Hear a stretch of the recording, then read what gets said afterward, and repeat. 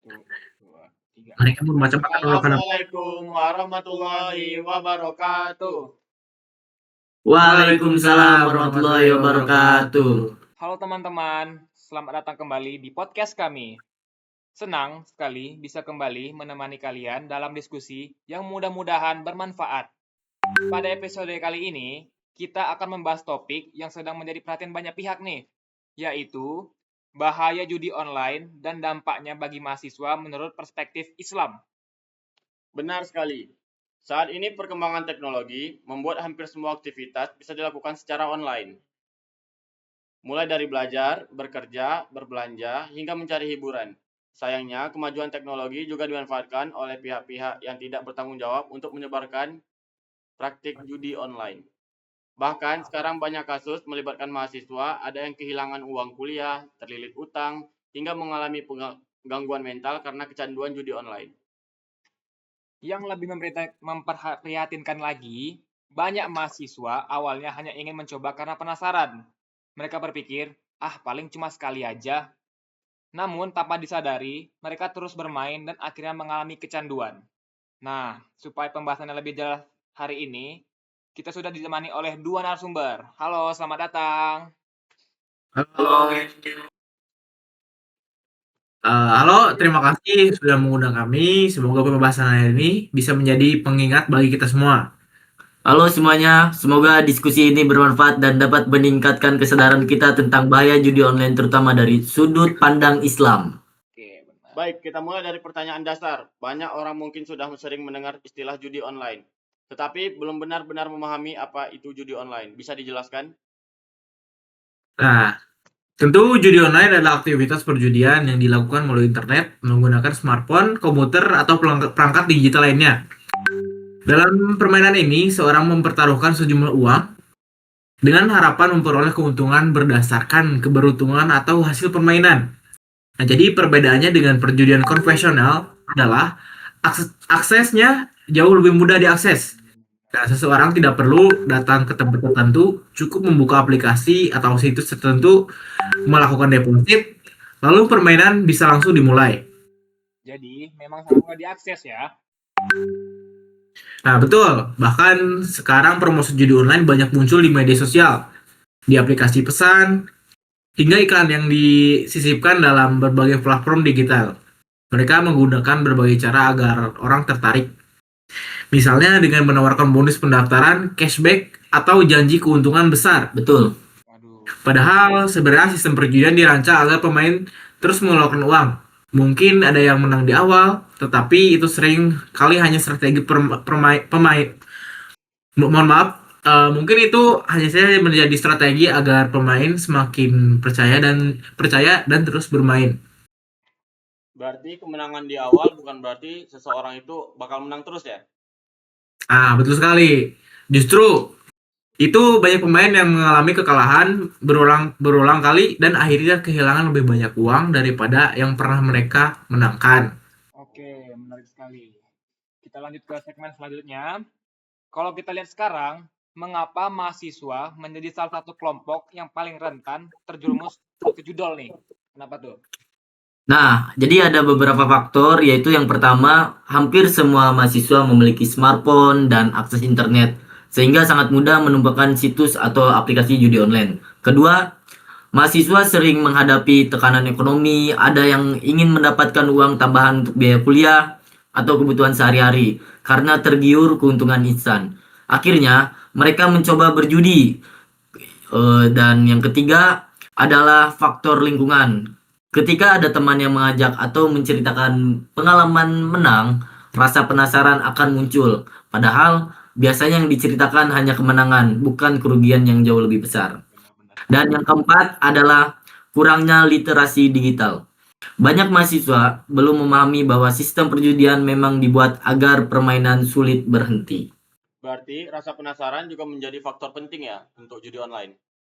Nah, iya betul sekali. Banyak yang berpikir, contohnya ada yang saya untuk coba-coba nih, saya hanya coba sekali lah gitu kan. Tetapi setelah menang sedikit, muncul rasa ingin menang lagi kalau muncul rasa ingin menang lagi. Kalau kalah, muncul keinginan untuk mengembalikan uang yang hilang. Inilah yang disebut chasing losses, Oh, Cek. yaitu terus bermain.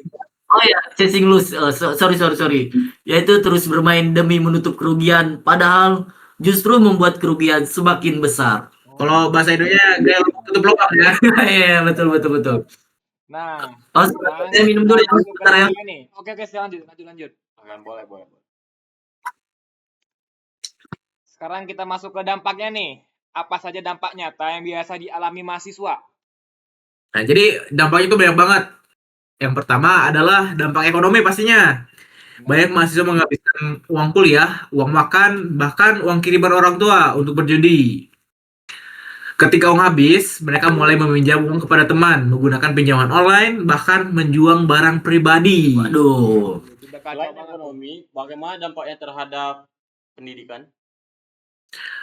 Tentunya prestasi akademik biasanya ikut menurun. Mahasiswa menjadi lebih sulit berkonsentrasi saat kuliah. Karena pikirannya hanya memikir permainan, tugas ditunda, nilai turun, sering membolos, bahkan ada yang sampai berhenti kuliah. Aduh. Kalau ini nih, kalau kesehatan mental gimana tuh kesehatan mental? Nah, ini juga parah banget nih. Jadi orang yang kecanduan judi online tuh sering kayak ngalamin stres, kayak Betul. cemas gitu, sulit tidur, mudah marah, terus depresi. Nah, mereka juga merasa malu karena kehilangan banyak uang, tapi tidak mampu untuk berhenti bermain. Berarti hubungan sosial juga ikut terdampak ya? Ya, tentunya.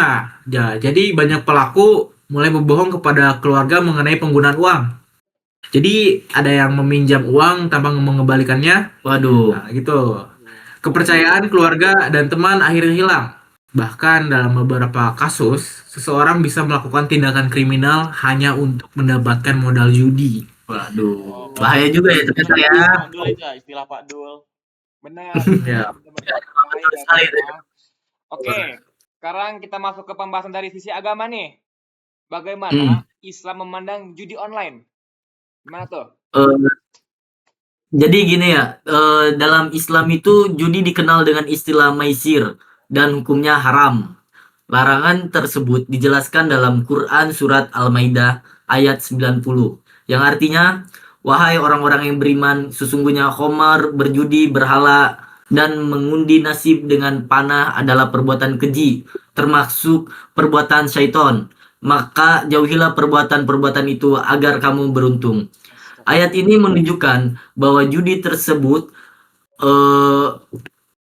perbuatan yang harus dijauhi karena membuat banyak kerusakan. Jadi gitu ya. Mengapa Islam begitu tegas melarang perjudian? Islam melarang tegas dalam perjudian karena judi bertentangan dengan prinsip Islam. Islam mengajarkan bahwa rezeki harus diperoleh melalui usaha yang halal. Contohnya kerja dan kejujuran. Judi justru membuat seseorang berharap mendapatkan keuntungan tanpa usaha yang benar. Selain itu, dalam ayat berikutnya dijelaskan bahwa judi dapat menimbulkan permusuhan, kebencian, dan membuat manusia lalai mengingat Allah serta meninggalkan sholat. Waduh, parah banget gitu.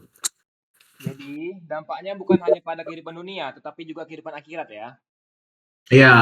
Betul sekali itu. Harta yang diperoleh juga dari jalan yang haram tidak akan membawa keberkahan. Sebaliknya, rezeki halal meskipun sedikit akan memberi ketenangan hati dan keberkahan dalam hidup tentunya. Baik, kita lanjut ke segmen selanjutnya, yaitu segmen solusi dan penutup. Ya. Apa yang bisa dilakukan mahasiswa agar tidak terjerumus ke dalam judi online? Nah, jadi ada beberapa langkah sederhana namun penting, yaitu yang pertama memperkuat iman dan dengan menjaga sholat, membaca Al-Quran, dan perbanyak berdoa kepada Allah Subhanahu wa Ta'ala. Kedua, gunakan waktu untuk kegiatan yang bermanfaat seperti organisasi, olahraga, belajar, keterampilan baru, atau menjalankan usaha kecil. Ketiga, pilih lingkungan pergaulan yang positif karena teman memiliki pengaruh yang sangat besar terhadap kebiasaan hidup. Dan yang terakhir, keempat, kelola keuangan dengan baik dan jangan mudah percaya dan tawaran menjanjikan keuntungan instan. Ingat itu teman-teman. Nah, saya juga ingin menambahkan nih, jika ada teman yang sudah kecanduan judi online, jangan langsung dijauhi atau dihakimi. Kayak rangkul mereka, dampingi mereka, ajak bicara, terus arahin kayak untuk mencari bantuan kepada keluarga atau dosen atau konselor, apapun itu, yang penting orang-orang terdekat kita lah. Dukungan dari orang-orang terdekat sangat penting dalam proses pemulihan. Ya gitu. Oke, sangat menarik sekali ya guys. Jadi dari diskusi hari ini kita belajar bahwa judi online bukanlah jalan menuju kesuksesan. Justru sebaliknya, judi online dapat menghancurkan masa depan seseorang, terutama mahasiswa yang sedang membangun pendidikan dan karir. Sebagai generasi muda, kita harus lebih bijak memanfaatkan teknologi, gunakan internet untuk belajar, mencari peluang usaha, mengembangkan keterampilan, dan hal-hal yang bermanfaat, bukan untuk aktivitas merugikan diri sendiri maupun orang lain. Jadi jangan mudah tergoda dengan janji keuntungan instan. Kesuksesan sejati dibangun dalam proses kerja, disiplin, dan juga tanggung jawab. Dan sebagai seorang muslim, mari kita selalu mengingat bahwa setiap harta yang kita peroleh akan diminta pertanggungjawabnya oleh Allah Subhanahu wa taala. Semoga kita semua diberikan kekuatan untuk mencari rezeki yang halal. Amin. Amin, amin. Menjauhi segala bentuk perjudian dan menjadi generasi yang berakhlak mulia. Amin ya Rabbal Amin ya Allah ya Rabbal alamin. Amin. Terima kasih kepada kedua narasumber atas diskusi yang sangat bermanfaat hari ini. Terima kasih juga kepada teman-teman yang telah mendengarkan podcast ini sampai selesai. Jika menurut kalian pembahasan ini bermanfaat, jangan ragu untuk membagikannya kepada teman dan keluarga agar semakin banyak orang yang akan sadar bahayanya judi online. Benar sekali guys. Saya Fatur Rahman Yafi. Dan saya Farhan Yazid Bolaro Sewayo. Saya Muhammad Nabil Laki Firdaus. Saya Ahmad Aibar Akbarullah. Terima kasih telah mendengarkan. Sampai jumpa di video selanjutnya. Bye. Assalamualaikum warahmatullahi wabarakatuh. Aman, Le? Aman, Cok.